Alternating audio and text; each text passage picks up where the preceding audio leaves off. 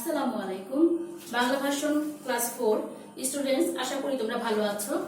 আমিও সেতু মিস আল্লাহর রহমতে আলহামদুলিল্লাহ ভালো আছি। থার্ড মিড টার্ম পরীক্ষার জন্য কিছুদিন তোমাদের সাথে আমাদের বিরতি ছিল। তোমরা নিশ্চয়ই এক্সাম খুব ভালো দিয়েছো আশা করি।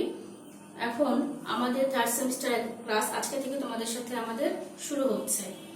এই ক্লাসগুলো তোমরা নিয়মিত কন্টিনিউ করবে এবং তোমরা জানো আমরা আমাদের সিলেবাস অনুযায়ী ক্লাসগুলো নেওয়ার পরে আমরা যখন পরীক্ষার সময় আসবে তখন আবার আমরা থার্ড সেমিস্টার পরীক্ষায় অংশগ্রহণ করব, তাই তো? তাই আজকে থেকে সপ্তাহের প্রতি 2 দিন শনিবার এবং মঙ্গলবার তোমাদের সাথে আমাদের ক্লাস, এটা মনে রেখে প্রতি শনিবার এবং মঙ্গলবার তোমরা আমাদের ক্লাসগুলো কন্টিনিউ করবে এবং ডেইলির পড়া ডেইলি কমপ্লিট করার চেষ্টা করবে। তাহলে আমরা তোমাদের সিলেবাস একটু কমিয়ে সহজ করে দিয়েছি যেন তোমরা সহজে বাসা বসে পড়তে পারো।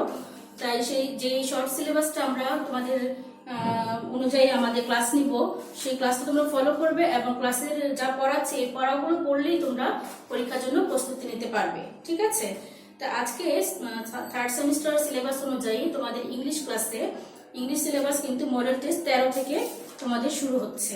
তাহলে আজকে আমরা মডেল টেস্ট 13 আলোচনা করব, পেজ নাম্বার 58। তোমরা তোমাদের মডেল কোশ্চেন বই এবং খাতা কলম ঝটপট নিয়ে বসে যাও এবং আমরা যা পড়ছি এই পড়াটা মনোযোগ সহকারে ফলো করো, ঠিক আছে? আর আমি যা লিখিয়ে দিব, বোর্ডে লিখিয়ে বুঝিয়ে দিব, সেই লেখাগুলো তোমরা ঝটপট খাতায় তুলে ফেলবে এবং বাসায় শিখবে। আমরা মডেল টেস্ট 13 পেজ নাম্বার 58, দ্রুত বই ওপেন করো সবাই। Page number model question 13, page 58। আচ্ছা, তোমরা জানো মডেল কোশ্চেনের শুরুতেই একটা প্যাসেজ থাকে, সিম প্যাসেজ। সেই সিম প্যাসেজে আমরা প্যাসেজটা পড়বো এবং সেখান থেকে 1, 2, 3, 4 এটা আমরা অ্যান্সার করব,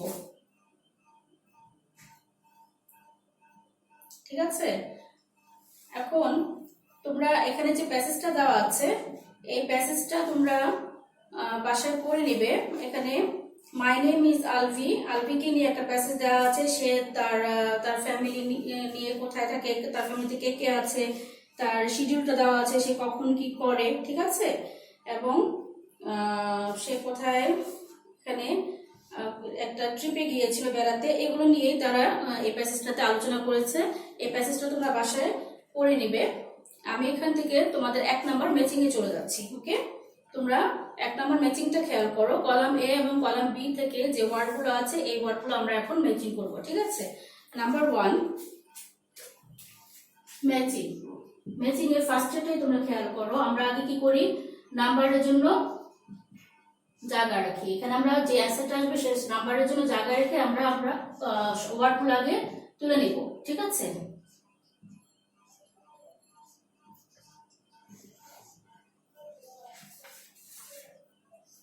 এবার আমরা কলাম এর ওয়ার্ডগুলো লিখে ফেলি। কলাম এ তে কি আছে? ফার্স্টে আছে লিভ, LIVE, সেটা লেখার জন্য জায়গা রাখলাম। তারপর আছে ফ্যামিলি, ফ্যামিলি।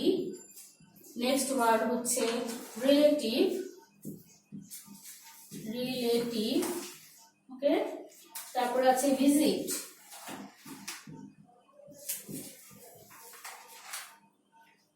নেক্সট হচ্ছে ফিশারম্যান,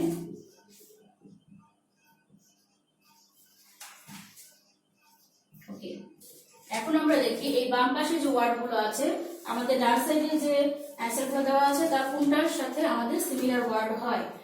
লিভ, লিভের সাথে আমাদের ডান পাশের ওয়ার্ডগুলো খেয়াল করো। নাম্বার 6 এ দেওয়া আছে ডিওয়েল। তাহলে আমরা এখানে আগে 6 নাম্বারটা লিখে নিব, তারপর এখানে আমরা লিখব ডিওয়েল, ওকে? তারপরে আছে ফ্যামিলি, ফ্যামিলির সাথে কোনটা ম্যাচিং হয়? নাম্বার 4, তোমাদের এখানে যে ওয়ার্ডগুলো দেওয়া আছে সেখান থেকে আমাদের লিখতে হবে come and go, come and go. Number C,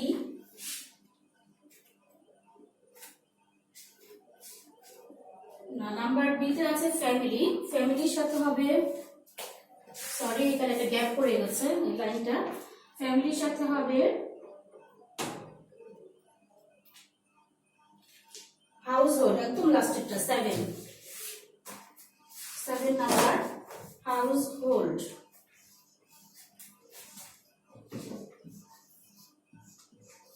Okay, relative এর সাথে হবে number 4 come and go.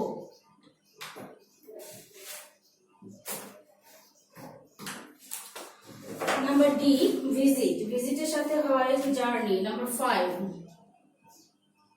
journey. আচ্ছা, নাম্বার ই fisherman. নাম্বার 3 তে কি আছে? A person who lives by catching fish. A person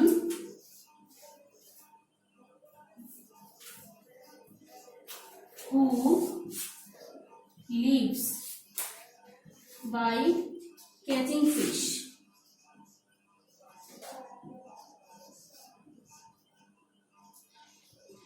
Okay, তাহলে আমরা কি পেলাম? Live, dwell, family, household, relative, come and go, visit, journey, fisherman, a person who lives by catching fish. Okay, এখন matching এর পরে দেখো ম্যাচিং এর সাথে একটা অর আছে, অরে কিছু এফবি দেওয়া আছে। আমরা এই এফবি অ্যান্সার গুলো মানে কিভাবে পূরণ করব বলো তো? আমরা যে প্যাসেজটা রিডিং করব, প্যাসেজের লাইনগুলো যদি আমরা ফলো করব, সেখান থেকেই আমরা এই এফবি গুলো অ্যান্সার খুঁজে পাবো। ঠিক আছে, তাহলে তোমরা যেহেতু প্যাসেজটা ভালো করে পড়বে, পড়ার পরে দেখবে সেই লাইনের অ্যান্সার গুলো, সেই লাইনের প্যাসেজের প্রতিটা লাইন যদি তোমরা ভালো করে পড়ো, সেই প্যাসেজের ভিতরেই তার অ্যান্সার গুলো দেওয়া আছে। আমি এখন তোমাদের জাস্ট শুধু অ্যান্সার গুলো লিখে দিচ্ছি, লাইনটা লিখছি না, তোমরা অ্যান্সারটা তুলে নাও। 2FB 2 না, সরি, এটা 1 এর অর, আমরা অর করছি। FB এ নাম্বার কি হবে দেখো? Alvi dash in Dhaka but her family is from Chilmari. এখানে তাহলে আমরা কি লিখবো? ফার্স্টে ড্যাশের জায়গায় Alvi lives in Dhaka but her family is from Chilmari. ঠিক আছে, তাহলে আমরা কি লিখবো? lives. এক নম্বরের অ্যান্সার হচ্ছে lives. দেন আমরা চলে যাব নাম্বার বি। পরের সেন্টেন্সটা দেখো, dash her dash and relative still lives there. তাহলে এখানে আমরা কি লিখতে পারি? হার গ্র্যান্ডমাদার। তোমরা লাইনে দেখবে এখানে কি দেওয়া আছে? তার গ্র্যান্ডমাদার এবং বাকি অন্যান্য সব আত্মীয় স্বজনরা সেখানে এখনো বাস করে। আমরা এখানে লিখবো grandmother. Okay,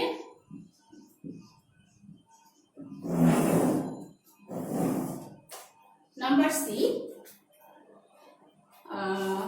dash June Alvi went to visit her grandmother in Chilmari. তাহলে আমরা এখানে লিখতে পারি, প্যাসেজে আছে লাস্ট জুন, মানে গত জুনে তারা চিলমারিতে গিয়েছিল, তাহলে হবে এটা last June, LAST, last. Okay, number D. পরের লাইনটা দেখো, their house is dash the Yamuna river, near the Yamuna river.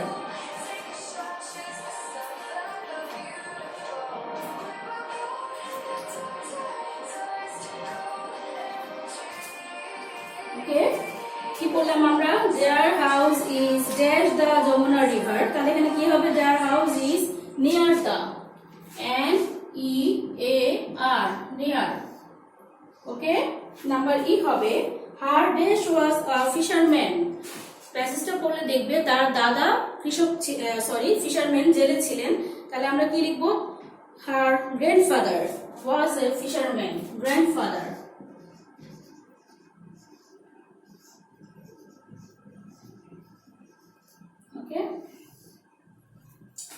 তাহলে আমরা যদি এফবি গুলো আবার পড়ি, তাহলে দেখো, A lives, B grandmother, C last, D near, E grandfather। ওকে, এরপরে আমরা চলে যাব 2 নম্বরে, ট্রু ফলস।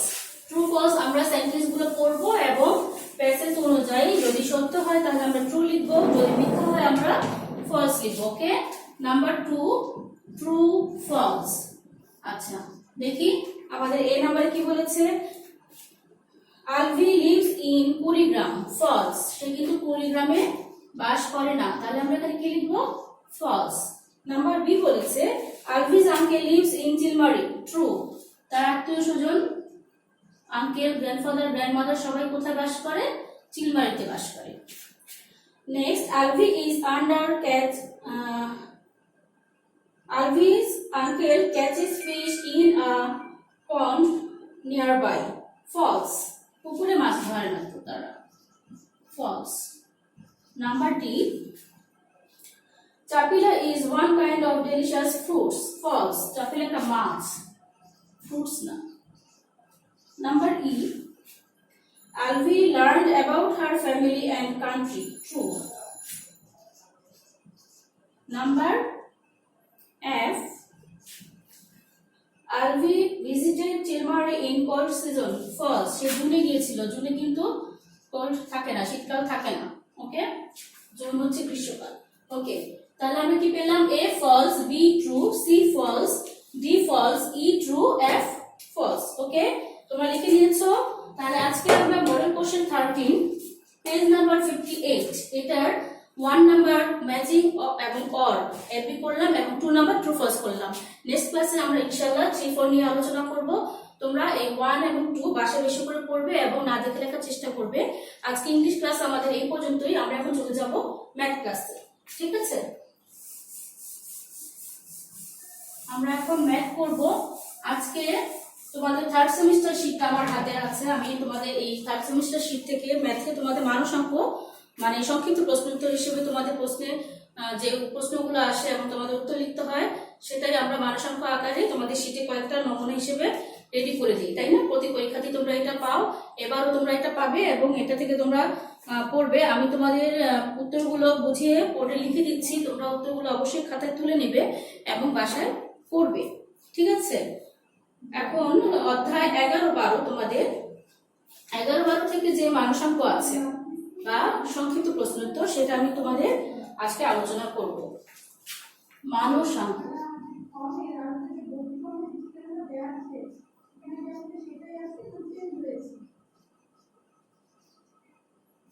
ওকে, আচ্ছা 1 নম্বরে খেয়াল করো। 1 নম্বর তারা প্রশ্নটা কি বলেছে? 7 সপ্তাহকে দিনে প্রকাশ করলে কত দিন হবে?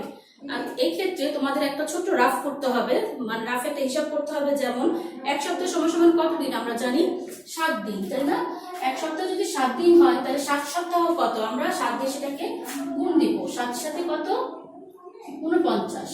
তাহলে 1 সপ্তাহ 7 দিন হলে 7 সপ্তাহ হবে 49 দিন। এই ছোট হিসাবটা তোমরা একটু মনে মনে করতে পারো বা একটু সাইডে ছোট করে রাফ লিখেও করতে পারো।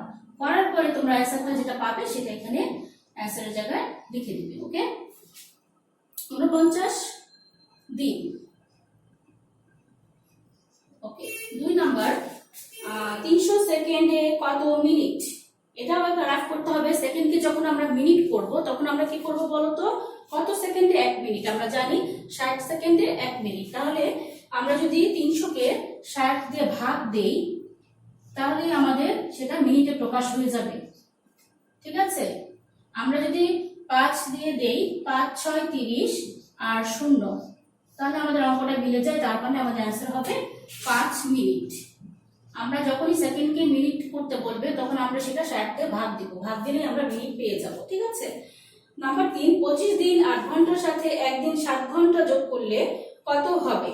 খেয়াল করো, 25 দিন আমরা যদি এখানে লিখলাম 25 দিন, এখানে লিখলাম 8 ঘন্টা। ওকে, এর সাথে আমাদের কি যোগ করতে হবে? একদিন 7 ঘন্টা, একদিন 7 ঘন্টা। তাহলে আমরা ঘন্টার সাথে ঘন্টা যোগ করব, দিনের সাথে দিন যোগ করব। 8 আর 7 যোগ করলে কত হয় বলো তো? 8 আর 7 যোগ করলে আমরা পাবো 15 ঘন্টা। আর দিন কত হবে? 25 আর 1 যোগ করলে হবে 26 দিন। তাহলে আমাদের উত্তরটা কত পেয়ে গেলাম আমরা? 26 দিন 15 ঘন্টা। এভাবে যারা মুখে মুখে করতে পারবে তারা তো ভালো, সমস্যা নেই, মুখে করলেও চলবে। কিন্তু অনেক ক্ষেত্রে মুখে করলে তোমরা ভুল করে ফেলো, সেই জন্য তোমরা খাতার এক সাইডে রাফের জন্য একটু জায়গা করবে এবং সেখানে রাফ লিখে ছোট করে পাশে রাফটা করবে। রাফ করে অ্যান্সারটা বের করার পরে দেন তুমি যখন শিওর হলে যে হ্যাঁ এখানে কোনো ভুল নেই, তারপর তুমি সেখানে উত্তরটা লিখবে। আর ছোট ছোট জিনিসগুলো যেগুলো রাফ করা লাগে না সেগুলি তোমরা মুখেই পড়তে পারবে। ঠিক আছে, যেগুলি নামতে পড়লে হয়ে যায়, এরকম ছোট ছোট জিনিসের রাফ লাগে না, এটা মুখে মুখেই করতে পারবে। 4 নম্বর বলেছে 17 দিন 13 ঘন্টা থেকে 4 দিন 12 ঘন্টা বিয়োগ করলে, এবার বলেছে 12 বিয়োগ করতে। তাহলে 17 দিন 13 ঘন্টা। এটা থেকে আমার কি বিয়োগ করতে হবে? 4 দিন 12 ঘন্টা। 4 দিন 12 ঘন্টা। ঠিক যোগের মতোই আমরা বিয়োগটা করব। 13 থেকে 12 বিয়োগ দিব 1, আর দিনে 17 থেকে 4 বিয়োগ দিব 13। তাহলে আমরা কি পেলাম? 13 দিন 1 ঘন্টা, তাই না? 5 নম্বরে চলে যাও। এইভাবে তোমরা ছোট করে রাফ করে নেবে, রাফ করলে ভুল হওয়ার সম্ভাবনা থাকে না। এবার আসো 5 নম্বরে। ঢাকা থেকে যশোর পথে চট্টগ্রাম যেতে লাগে 45 মিনিট, ফিরে আসতে কত সেকেন্ড সময় লাগবে? একটা জিনিস খেয়াল করো, আমার যদি যেতে 45 মিনিট লাগে তাহলে ফিরে আসতে 35 মিনিট লাগবে, কিন্তু ওরা মানে সেকেন্ডে উত্তরটা চেয়েছে। যখন সেকেন্ডে যাবে তাহলে আমার কি করতে হবে? 45 মিনিটকে সেকেন্ড করতে হবে। এখন কত সেকেন্ডে 1 মিনিট? আমরা জানি 60 সেকেন্ডে 1 মিনিট। যখন আমরা মিনিটকে সেকেন্ড করব তখন সেটাকে আমরা 60 দিয়ে গুণ দিব, ঠিক আছে? তাহলে 0 দিয়ে তো গুণ দিলে শূন্যই হয়। 5 6 30, 0 হাতে 3, 4 6 24, 24 এর সাথে 3 যোগ করলে হবে 27। তাহলে আমরা কি পেলাম? কত? 27 2700 সেকেন্ড। উত্তরটা তারা সেকেন্ডে চেয়েছে, তাই আমরা মিনিটকে সেকেন্ডে পরিবর্তন করে দিলাম, ঠিক আছে? 6 নম্বর। 3 ঘন্টা 20 মিনিট সমান কত মিনিট? এখন দেখো 3 ঘন্টা 20 মিনিট, 20 মিনিট তো আছেই, 3 ঘন্টাকে মিনিট করতে হবে, তারপরে 2 মিনিটকে অ্যাড করে দিলে আমরা টোটাল মিনিটটা পেয়ে যাব। যেমন এখানে দেখো 2 ঘন্টা 3 ঘন্টা, আমি ছোট করে রাফটা দেখিয়ে দিই তোমাদের। 3 ঘন্টা 20 মিনিট, 3 ঘন্টা 20 মিনিট। মিনিট তো মিনিটই আছে, আমরা ঘন্টাকে মিনিট করব। একটু আগে আমরা কি শিখলাম? ঘন্টাকে যদি মিনিট করি তাহলে কি করতে হবে? 60 দিয়ে গুণ দিতে হবে। তাহলে আমরা এটাকে যদি 60 দিয়ে গুণ দেই, আর মিনিট তো আগে থেকেই আছে, তাই না? সেটা এটার সাথে অ্যাড হয়ে যাবে। আমি সংক্ষেপে বলছি, ঘন্টা মিনিট কথাগুলো লিখছি না। 3 6 18, 180 যোগ 20 200। তাহলে আমরা কি পেলাম? 200 মিনিট। ক্লিয়ার? এভাবে যখন রাফ করবে তখন জাস্ট শুধু তোমরা আমাদের লক্ষ্য থাকবে আমাদের অ্যান্সারটা বের করা। এত ডিটেইল যদি আমাদের ক্রিয়েটিভের সামনে আসে তখন আমরা ঘন্টা মিনিট এবং কারণ সহ বিস্তারিতভাবে ডিটেইল অঙ্কটা বুঝিয়ে করে দিব। রাফে আমাদের জাস্ট শুধু আমাদের অ্যান্সারটা বের করার জন্য যতটুকু রাফ করা দরকার ততটুকুই করবে, ঠিক আছে? নাম্বার 7। 15 মিনিট 10 সেকেন্ড সমান কত সেকেন্ড? সেই একই কথা, মিনিটকে আমরা সেকেন্ড করব আর 10 সেকেন্ডের সাথে সেটা অ্যাড করে দেব, ঠিক আছে? আমি রাফটা করছি। 15 মিনিট 10 সেকেন্ড। তোমরা রাফগুলো খাতায় তুলে নেবে, তুলে নিয়ে যদি এগুলো বাসা আবার নিজেরা প্র্যাকটিস করো। অঙ্ক কিন্তু তোমার একবার করলে হয় না, বারবার প্র্যাকটিস করতে হয়। প্রথমবার একটু কঠিন লাগবে, তোমরা এটা বাসায় বারবার করবে, বারবার করবে, করতেই থাকবে। যতবার তোমরা রিভিশন দিতে পারবে ততবার তোমাদের এটা সহজ হয়ে যাবে। আমরা কি করব? 15কে 60 গুণ দিব, আর এই 10 কি হয়ে যাবে? অ্যাড হয়ে যাবে। তাহলে আমরা গুণ করি। 0 5 6 30, 0 হাতে 1, তারপর কত হয়? 6 কে 6,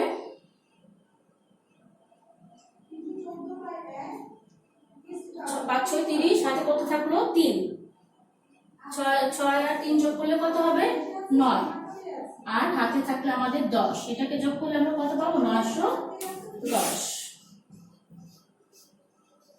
সরি, এটাকে সেকেন্ড করতে বলেছে, সেকেন্ড, ঠিক আছে? এভাবে আমরা রাফ করে যেখানে গুণ করতে হবে গুণ করে বের করব, যেখানে ভাগ করতে হবে ভাগ করে বের করব। আমরা 1 নাম্বার উত্তর পেয়েছি 49 দিন 2 নাম্বার 5 মিনিট, 3 নাম্বার 26 দিন 15 ঘন্টা, 4 নাম্বার 13 দিন 1 ঘন্টা, 5 number 2700 second, 6 number 200 minute, 7 number 910 second, ঠিক আছে? এখন আমরা চলে যাব পরের নাম্বারে। আজকে আমরা 10টা আলোচনা করব, তোমাদের শীতে আছে 25টা, আজকে 10টা আলোচনা করব, বাকিগুলো আমরা ইনশাআল্লাহ সামনের ক্লাসে আলোচনা করব। 7 নাম্বার 8 নাম্বার আমাদের শেষ। 8 নম্বরে বলেছে 72 ঘন্টায় কত দিন? আচ্ছা, আমরা আবার যাই 72 ঘন্টা। এখন ঘন্টাকে যদি আমরা দিন করি তাহলে কত ঘন্টায় একদিন? আমরা জানি 24 ঘন্টায় একদিন। তাহলে আমাদের এখানে এই জিনিসটাকে কি করতে হবে? 24 দিয়ে ভাগ দিতে হবে। তোমরা যদি রাফ করো 24 কে 1 2 3 4 বিভিন্ন সংখ্যা দিয়ে গুণ করে দেখো, তাহলে দেখবে 24 কে 3 দিয়ে গুণ দিলে 72 আসে। ওকে, তাহলে আমরা কি পেলাম? 3 দিন। ঠিক আছে। নাম্বার 9, 1 ঘন্টায় কত সেকেন্ড? আচ্ছা, 1 ঘন্টা, ঘন্টার সাথে 1 সেকেন্ডের সম্পর্ক কি? ঘন্টার পরে মিনিট, মিনিটের পরে সেকেন্ড। তাহলে আমরা ঘন্টাকে আগে কি করতে হবে? মিনিট করতে হবে। আমি যদি 60 দিয়ে গুণ দেই তাহলে আমি কি পাবো? 60 মিনিট। আচ্ছা, এটাকে আবার যদি আমি 60 দিয়ে গুণ দেই তাহলে কি পাবো? সেকেন্ড পাবো। ঠিক আছে, জিনিসটা বোঝো। ঘন্টা থেকে ডাইরেক্ট আমি সেকেন্ডে যাওয়ার আগে মাঝখানে কিন্তু মিনিট আছে, তাহলে আগে আমাকে মিনিটে যেতে হবে, মিনিট থেকে সেকেন্ড বের করতে হবে। ঠিক আছে, আর যারা ডাইরেক্ট করতে পারবে, মনে করো 60 একবারে গুণ দিয়ে দিলে সেটাও একই রেজাল্ট আসবে, প্রবলেম নাই। তাও তোমরা যেহেতু এই অঙ্কগুলো এখন প্রথম করছো, তোমাদের কাছে অঙ্কটা নতুন, তোমরা সেক্ষেত্রে কি করবে? ঘন্টাকে আগে মিনিট করবে, মিনিটকে তারপরে সেকেন্ড করবে। 6 6 36 আর এই দুটো শূন্য আমরা এখানে অ্যাড করে দিলে 3600 সেকেন্ড। তোমাদের কাছে এই অঙ্কগুলো নতুন অধ্যায়, তাই না? এই অঙ্কগুলো আগে তোমরা করোনি, সেই ক্ষেত্রে তোমরা বেশি বড় বড় অঙ্ক একবারে না করে তোমরা ছোট ছোট ভাবে ভেঙে ভেঙে অঙ্কগুলো করো এবং প্র্যাকটিস করো। আগে শিখো, শেখার পরে তোমরা বড় অঙ্কগুলো একসাথে করতে পারবে। 10 নম্বর বলেছে 3 যুগে কত বছর? 3 যুগ কত বছর? আমরা জানি কি? আচ্ছা, তোমরা এই জিনিসগুলো তোমাদের বইয়ের অধ্যায় 11 অধ্যায়ের শুরুতেই উদাহরণ সহ যে আলোচনাগুলো করা হয়েছে সেই রিডিং গুলো ভালো করে পড়বে। সেখানে তোমাদের দেখবে অনেক সূত্র আছে। যেমন সূত্র বলতে এই যে আমরা এখন 60 দিয়ে গুণ দিচ্ছি, কেন দিচ্ছি? 24 দিয়ে গুণ দিচ্ছি। এখন যুগ কত দিয়ে আমার গুণ দিতে হবে? যুগকে, হ্যাঁ, কত কত বছরে 1 যুগ, এই জিনিসগুলো তোমাদের বইয়ের ওই অধ্যায়ের শুরুতেই সুন্দর করে ছকের মধ্যে দেওয়া আছে, সেগুলি তোমরা আগে মুখস্থ করবে। ওইগুলি মুখস্থ করলে তাহলে তোমাদের এই অঙ্কের মধ্যে সমস্যা হবে না অঙ্ক করতে গিয়ে। যেমন 3 যুগ, 3 যুগকে আমরা কি দিব? 12 দিয়ে গুণ দিব, কারণ 12 বছরে 1 যুগ। তাহলে 3 যুগে কত বছর? 3 12 36 বছর। এখন এই যে আমি 12 দিয়ে গুণ দিলাম, সেজন্য অবশ্যই আমার এটা জানা থাকা লাগবে যে 12 বছরে 1 যুগ হয়। সেজন্যই তোমরা বইয়ের অধ্যায়ে ফার্স্টে যে পেজে এগুলো আলোচনা করা আছে, 60 মিনিট সমান সমান 1 ঘন্টা, 12 বছর সমান সমান 1 যুগ, 100 বছর সমান সমান 1 শতাব্দী, এই ছকটা তোমরা ভালো করে মুখস্থ করবে। এটা মুখস্থ করলে পরে তোমাদের অঙ্কে আর কোনো সমস্যা হবে না ইনশাআল্লাহ। 36 বছর। ঠিক আছে, তাহলে আজকে আমাদের এই পর্যন্তই। আমরা তোমাদের মানসাঙ্ক 1 থেকে 10 পর্যন্ত আজকে রাফ সহ বুঝিয়ে দিলাম। তোমরা যখন বাসায় প্র্যাকটিস করবে এই রাফ সহই প্র্যাকটিস করবে। ঠিক আছে, রাফ করে বের করে দেখবে যে আমার রেজাল্ট কত আসে। এভাবে তোমরা প্র্যাকটিস করো। এরপরে তোমাদের বাংলা ক্লাস হবে। আগামী ক্লাসে আমরা আজকে 10 পর্যন্ত করলাম, 11 থেকে 15 পর্যন্ত ইনশাআল্লাহ আলোচনা করবো। সেই পর্যন্ত সবাই ভালো থাকো, সুস্থ থাকো। আল্লাহ হাফেজ।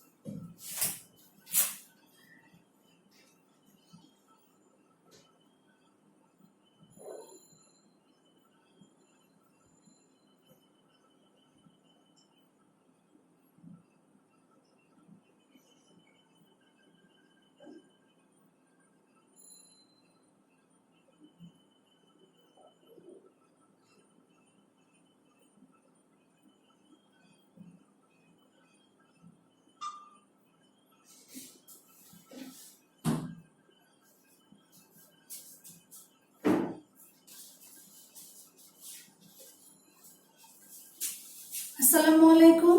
চতুর্থ শ্রেণীর প্রিয় শিক্ষার্থীরা, কেমন আছো তোমরা সবাই? নিশ্চয়ই সবাই ভালো আছো। আলহামদুলিল্লাহ, মিস অনেক ভালো আছে। অনেকদিন পর তোমাদের সাথে আবার দেখা, তাই না? নিশ্চয়ই থার্ড মিড টার্ম পরীক্ষা তোমাদের সবার ভালো হয়েছে। আজকে থেকে আমরা থার্ড সেমিস্টারের ক্লাস শুরু করবো, ঠিক আছে? ইতিমধ্যে নিশ্চয়ই তোমরা তোমাদের শীট হাতে পেয়ে গেছো, ঠিক আছে? শীট এবং বই সবকিছু পেয়ে গেছো তোমরা।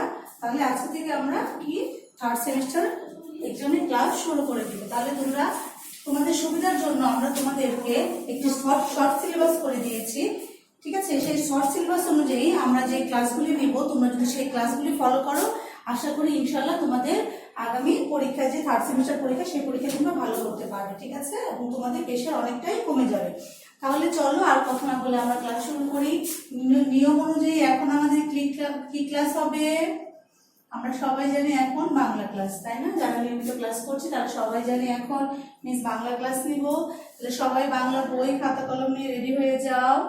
বাংলা আজকে আমরা গদ্য ক্লাস করব। গদ্য পেজ নাম্বার হচ্ছে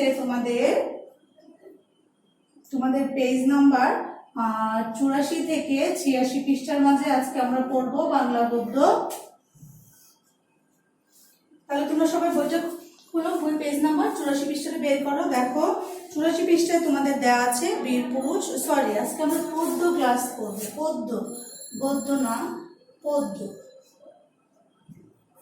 ক্লাস করবো। পদ্য, তোমাদের যে পদ্যটি দেওয়া আছে সেটির নাম হচ্ছে বীর পুরুষ, লিখেছেন রবীন্দ্রনাথ ঠাকুর, তাই না? তাহলে প্রথমে আমাদেরকে কি করতে হবে? কবিতাটি খুব ভালো করে পড়তে হবে। এই বীর পুরুষ কবিতাটি কিন্তু খুব সুন্দর, খুব মজার একটি কবিতা। এটি বাচ্চাদের কল্পনা ভিত্তিক একটি কবিতা, একটি বাচ্চার কল্পনাকে ঘিরে এই কবিতাটি রচিত হয়েছে। তাহলে কবিতাটি পড়ার পর আমরা চলে যাব কোথায়? অনুশীলনীতে। অনুশীলনীতে প্রথমে আমাদের দেওয়া আছে ওয়ার্ড মিনিং গুলি। এখানে অনেকগুলো নতুন নতুন শব্দ আছে। তাহলে চলো আমরা সেখান থেকে এই শব্দগুলো একটু জেনে নিই, ঠিক আছে? তোমরা আমার সাথে ভালো করে পড়া শুরু করবে। আমি পড়বো, তোমরা আমার সাথে পড়বে এবং তাড়াতাড়ি খাতায় লিখে নেবে। দেখো প্রথম যে ওয়ার্ডটি দেওয়া আছে এখানে টক বগিয়ে, টক বগিয়ে, রাঙা, টক বগিয়ে আছে, রাঙা আছে, পাট, মিস স্যারের ছোট মোবাইলটা দেন। পাট, জোড়া দিঘি, এরপর আছে জোড়া দিঘি,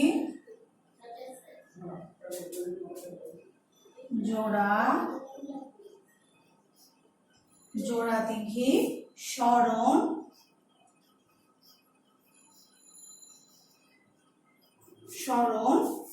এরপর আছে বেয়ারা। চলো এখন আমরা অর্থগুলি জেনে নেই। টকবগে মানে পানি ফুটবার মতো,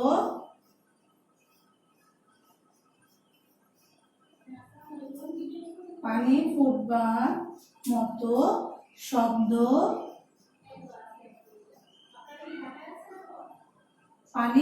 মতো, যে পানি ফুটার সময় যে শব্দটা হয় গরম পানি, ঠিক সেই রকম একটা শব্দ, সেই শব্দটাকে বলে টকবগে। এরপর হচ্ছে রাঙা। রাঙা মানে কি?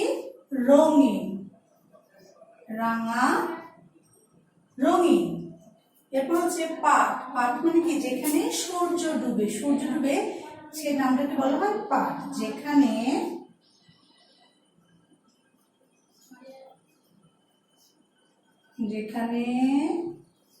সূর্য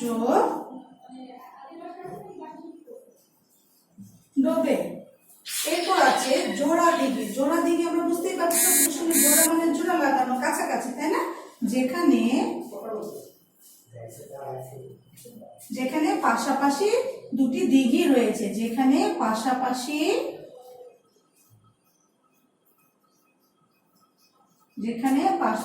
দুটি দিঘি রয়েছে। এরপর হচ্ছে কি? স্মরণ মানে হচ্ছে মনে করা, মনে করা। এরপর হচ্ছে কি? পেয়ারা কি? যারা তাদের পালকি বহন করেন। যারা কাঁধে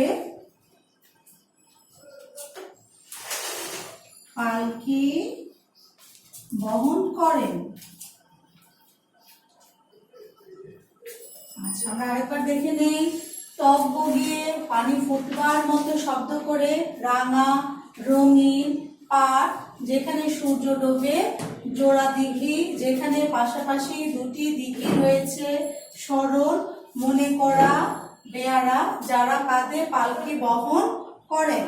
ঠিক আছে, এরপর দেখো তোমাদের পাঠ্য বইতে দেওয়া আছে 5 নম্বরে দেওয়া আছে তোমাদের বিপরীত শব্দ। তাহলে আমরা এখন বিপরীত শব্দগুলো একটু পড়ে নেই। হ্যাঁ,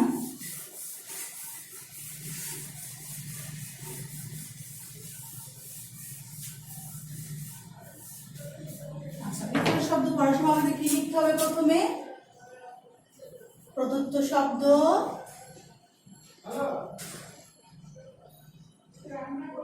এবং বিপরীত শব্দ, তাই না?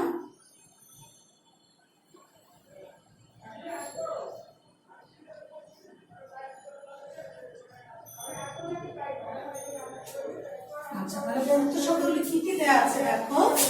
ভয়, ভয়, বিদেশ,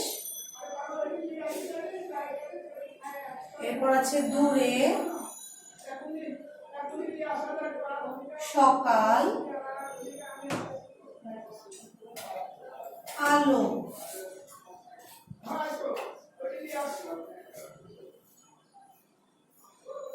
আচ্ছা, ভয়ের বিপরীত শব্দ আমরা জানি কি হবে? সাহস, তাই না? আমরা তো বিপরীত শব্দ আগেও পড়েছি, খুব সহজ মজার একটা পড়া। বিদেশ, স্বদেশ, স্বদেশ মানে হচ্ছে নিজের দেশ। এরপর আছে দূরে, দূরে কি হবে? কাছে। তারপর আছে সকাল, সকাল কি হবে? সন্ধ্যা। আলো, আধার।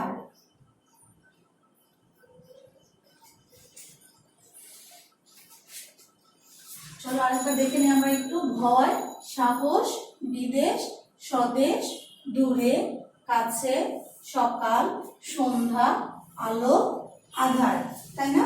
তাহলে প্রিয় শিক্ষার্থীরা, আজকে আমাদের বাংলা ক্লাস এই পর্যন্তই। আশা করি তোমরা সবাই আজকে পড়াগুলি খুব ভালো করে আজকের মাঝে মুখস্থ করে ফেলবে। আগামী ক্লাসে তোমাদের সাথে আবার অন্য কোনো বিষয় নিয়ে আলোচনা করব। সে পর্যন্ত সবাই ভালো থাকবে, সুস্থ থাকবে। আল্লাহ হাফেজ।